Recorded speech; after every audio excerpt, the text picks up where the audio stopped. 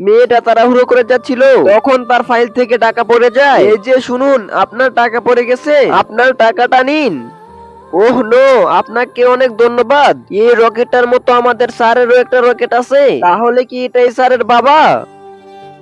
এই যে বাবাজি শুনুন, আপনার রকেটটা অনেক পুরনো মনে হচ্ছে। হ্যাঁ মা, এটা আমি 20 বছর ধরে পড়ে আছি। তখন মেয়েটা তার অফিসের বসকে ফোন দেয়। হ্যাঁ রুমা, বলো।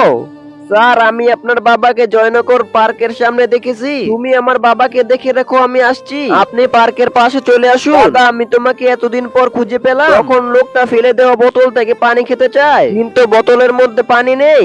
বাবাজি, এই নিন পানি। মাজি, তোমাকে অনেক ধন্যবাদ। বাবাজি, আমি আপনার রকেটের সম্বন্ধে জানতে চাই, চলুন ওইখানে বসে কথা বলি। মাজি, আজ থেকে 20 বছর আগে আমার ছেলেকে আমি মেলার মধ্যে হারিয়ে ফেলি। বাবা, কি তুই আমার ছেলে? সত্যি তুই আমার ছেলে? হ্যাঁ বাবা।